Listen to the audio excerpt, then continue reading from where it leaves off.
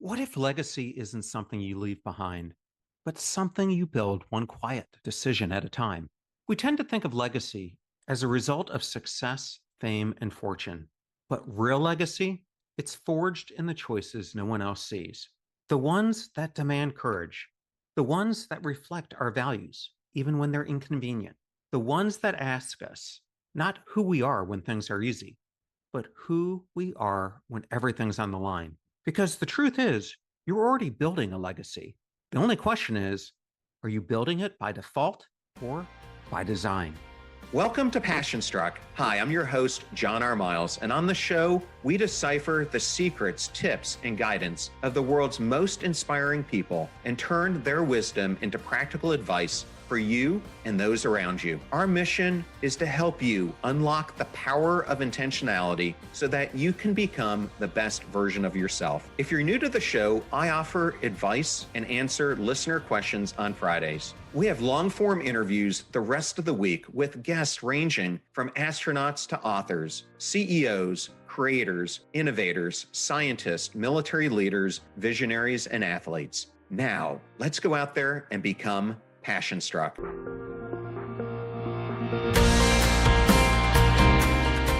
We tend to think of legacy as something we leave behind, a monument, a name, a record of what we've accomplished. But what if legacy isn't a monument at all? What if it's a bridge, not something to be admired from a distance, but something to be crossed, something that connects where we come from to where we're going, something we build step by step, choice by choice. Some bridges are handed to us.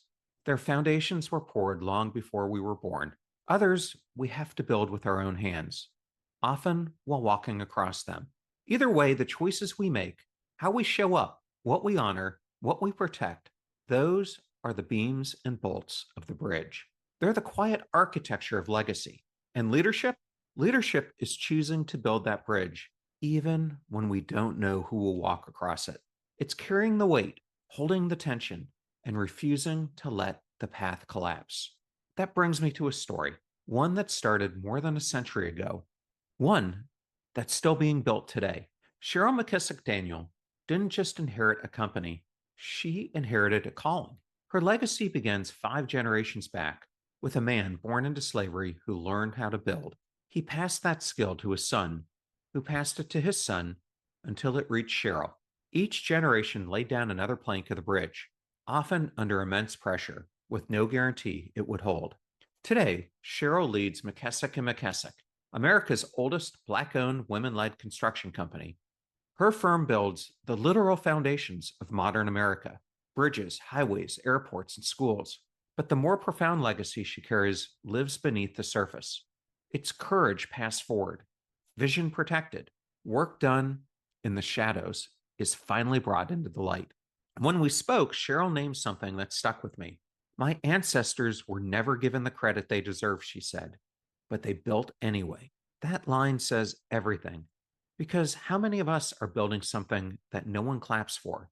How many of us are choosing to keep going even when the world isn't watching? Cheryl's story is about more than success. It's about endurance, about honoring those who came before by choosing to continue, and turning pain into purpose, invisibility into impact. She is not just managing a legacy, she is expanding it. She is showing what it means to build forward, not just for yourself, but for others who will walk the path long after you are gone. And that's the truth of legacy. Headlines or history books do not define it. Legacy is determined by what we choose to carry and what we choose to create. That brings us to a deeper question. What makes us want to build these bridges in the first place? Why does legacy matter? To answer that, we have to go back, not just through our family line, but through our species. Before concrete and construction, before blueprints and businesses, all the way back to the roots of humanity itself. If Cheryl McKissack Daniel's story shows us the bridge in motion, Bill von Hippel helps us understand why we built it in the first place. Bill's not just studying legacy in the context of families or companies. He looks at it across thousands of generations. As an evolutionary psychologist, von Hippel asks big questions like what made us human? What helped our ancestors survive?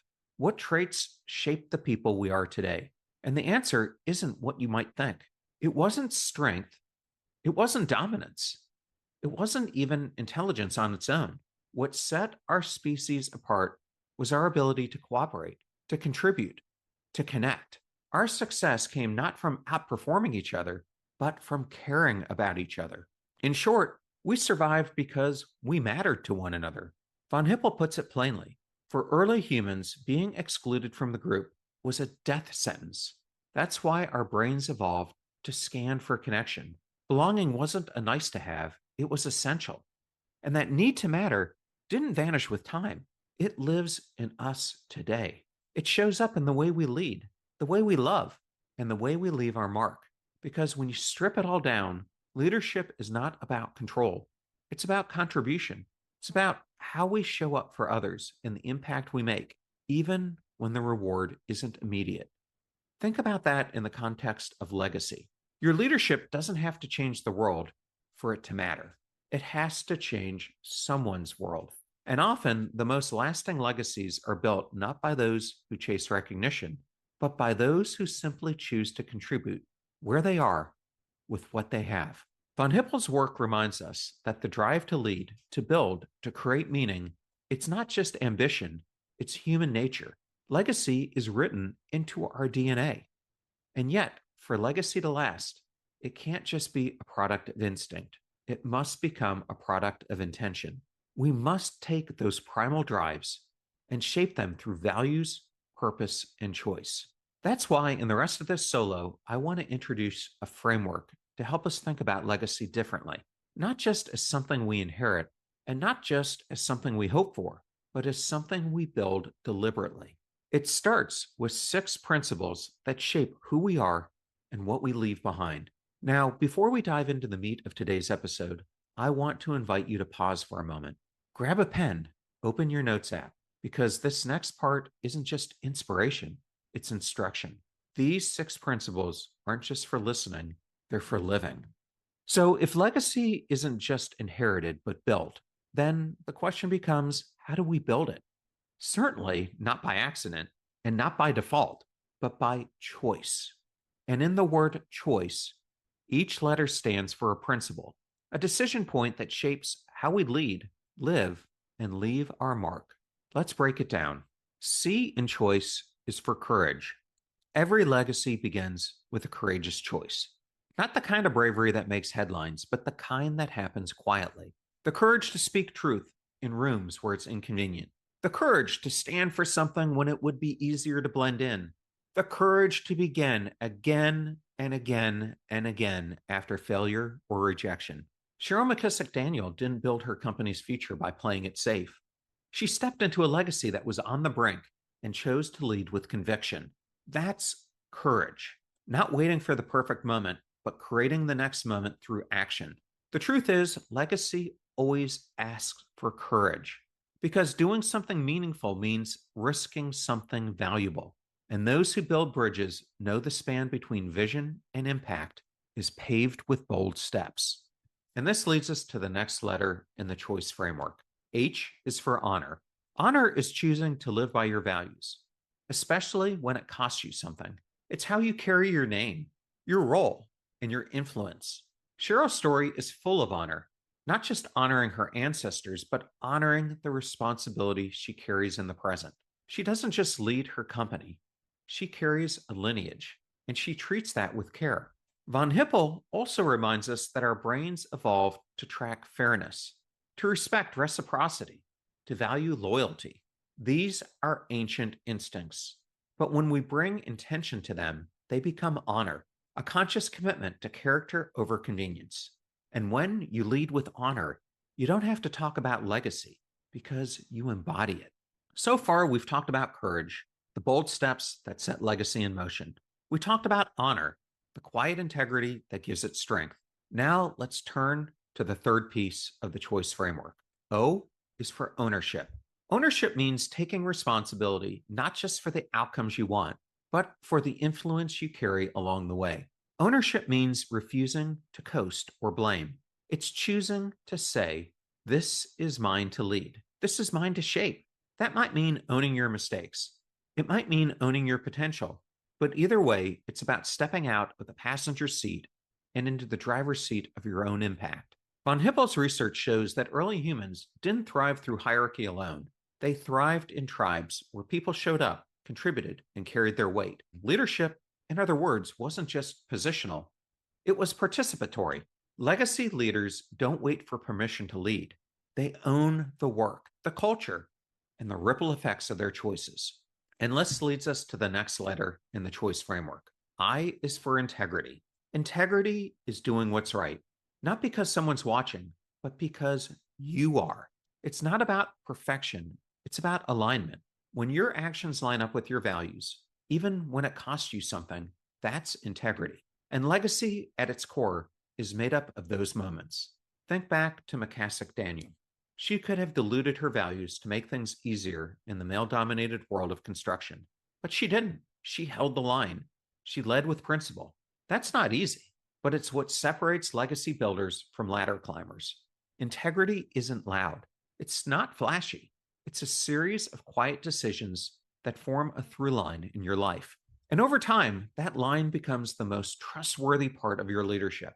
So ask yourself, where am I compromising in small ways that chip away at my core? And what would it look like to return to alignment, not someday, but now? And that leads us to the next letter in choice. C is for contribution. Legacy isn't built on accumulation, it's built on what you give. Contribution means using your time, voice, or presence to build something that outlasts you. Not everyone needs to change the world, but we all have the opportunity to impact someone else's world. Von Hippel's work shows that human success came not from dominance, but from generosity. Our ancestors shared knowledge, tools, and protection with one another. Contribution wasn't charity, it was survival. Today, it's still true. The leaders who make the most profound impact aren't the ones who hoard resources. They're the ones who multiply them. And McKissack Daniel is a living example. She's not just running a successful firm, she's mentoring, building pipelines, lifting others. That's a contribution in motion. So ask yourself, what are you building that someone else can stand on? Where are you investing, not just in outcomes, but in people? Because the real legacy isn't what you leave, it's what you plant. And that leads us to the final letter in the choice framework. E is for endurance. Anyone can make a bold decision once. Endurance is consistency when the applause fades. It's showing up again and again, through setbacks, through pressure, through the long, often unseen stretch between planting and harvest. It's the belief that the small, repeated choices are what hold the whole structure together. Cheryl's family didn't just build buildings, they built across generations. Her great-great-grandfather started with no formal education and worked through slavery. Her grandfather ran the business through the Great Depression. Her mother stepped in when her father died suddenly. And Cheryl, she fought through systematic resistance to claim her place and expand the vision. That's endurance. And Von Hippel's research shows that science backs this up. Survival wasn't about short bursts of dominance. It was about sustained cooperation and resilience. The communities that lasted were the ones that stayed committed. Endurance is what turns contribution into legacy. It's what keeps courage, honor, and integrity from fading with time.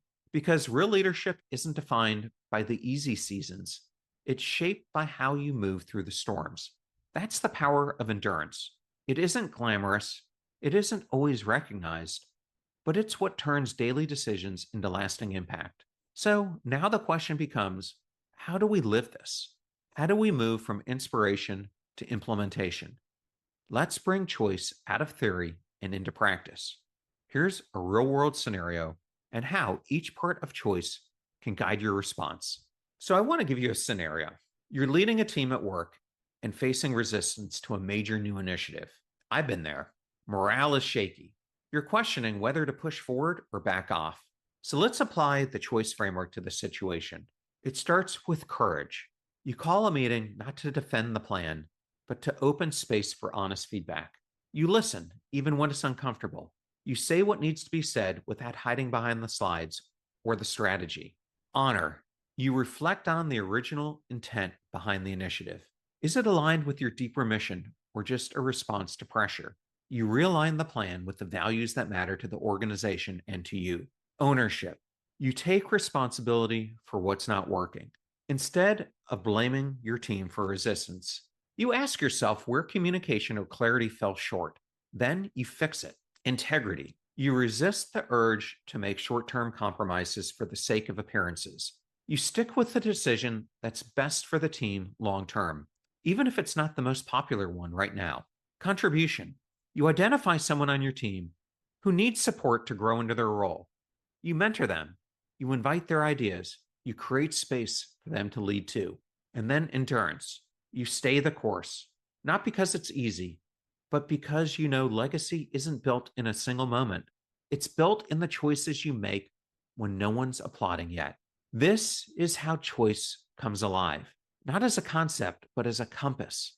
And if you're not in a leadership role, this still applies. Here's a simplified version for your personal life. Courage. Have the conversation you've been avoiding. Honor. Align your calendar with what you value. Ownership. Take responsibility for one frustration this week. Integrity. Make a small decision that realigns you with your values. Contribution. Pour into someone else. Help them rise. And endurance. Stick with one habit or commitment for 7 more days. These aren't just habits, they're handholds for building a life and legacy that lasts. When you start living choice, not just thinking about it, but practicing it, you begin to notice something deeper. These aren't just leadership principles, they're deeply human needs. Because behind every act or contribution, there's something ancient driving us: the need to belong, to connect, to matter. And that brings us to a powerful truth uncovered in von Hippel's research. To truly understand the psychology of legacy, we have to explore the tension between autonomy and connection, and why getting it wrong is quietly unraveling so many lives today. Humans crave autonomy, but also deeply need connection. And when autonomy is overemphasized, as it often is in modern life, we begin to erode our sense of mattering. We tell ourselves that leadership means independence, that success is about self sufficiency. But isolation doesn't build legacy, relationships do. Too much autonomy without connection creates what Gordon Flett calls anti-mattering. It's the hidden crisis behind so many sad success stories. People who have it all but feel unknown, unsupported, and ultimately unfulfilled. Psychologists have long studied regret, and over, people don't regret the risk they took. They regret the connections they didn't nurture, the authenticity that didn't live, the legacy they didn't create. As palliative nurse Bronnie Ware, a former guest on the show, documented, the number one regret of the dying is this: I wish I had had the courage to live a life true to myself, not the life others expected of me. Legacy doesn't require autonomy. It requires alignment with people, with purpose, with what matters most. So let me bring this back to you. What legacy are you building through the quiet choices no one sees? Which pillar of choice is most alive for you right now? And which one is quietly asking for your attention? Maybe it's courage to finally take the step you've been postponing. Maybe it's honor to let your calendar reflect your values, not just your obligations. Maybe it's contribution to shift from success towards significance by building something for others. Whatever it is, take a moment today and name it. Not someday, not when the timing is perfect, but now, in the small, repeated choices that shape who you're becoming. And let me leave you with this: what plank of the bridge are you laying today? Because every decision you make in courage, in ownership, in integrity becomes part of the structure someone else may one day walk across. That's how we build legacy, not by waiting to be remembered, but by choosing to build something worth remembering. And that's a wrap. If this episode resonated with you, I'd love to invite you into the greater Passion Start community. You'll find the full episode transcript plus bonus content at theignitedlife.net. And while you're there, grab the companion workbook to help you reflect on your own legacy and leadership. If you're looking to bring this message to your organization, I'm now booking select keynote speaking engagements. Whether it's a leadership summit, corporate retreat, or campus event, you can learn more at johnrmiles.com/speaking. For deeper dives, behind the scenes interviews, and new exclusive content, head to our YouTube channel and subscribe. We publish full episodes and conversations and insights that go beyond what you hear on the podcast. And if you're ready to carry this message into the world, explore our Start Mattering collection, apparel designed to remind you and those around you that your choices matter, because leadership isn't just lived, it's worn. Visit Start Mattering to see the full line. Coming up next in our series on decoding humanity, we shift into week 4, identity, belonging, and why community heals. Journalist Olga Kazan joined me to explore how we form identity in a fractured world and why belonging is medicine for the soul. You can try very hard. You can do everything in your power to try to get a certain outcome, but you can't ultimately control the outcome. Like, you have to let go at a certain point and let the cards fall where they may.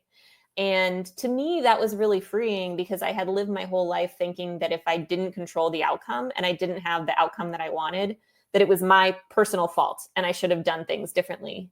But I don't know, it's like nice to know that like other people also have this struggle and have realized that at a certain point, yeah, you can try, you can work on a political campaign super duper hard, and then come election day, they might pick the other guy. And that's just part of life. And finally, stay tuned. I've been quietly working on something close to my heart, and it's almost ready to share. Until then, live with clarity, lead with intention, choose boldly, and never forget, you're not just living a story, you're building a bridge others may one day walk across. That's becoming passion struck.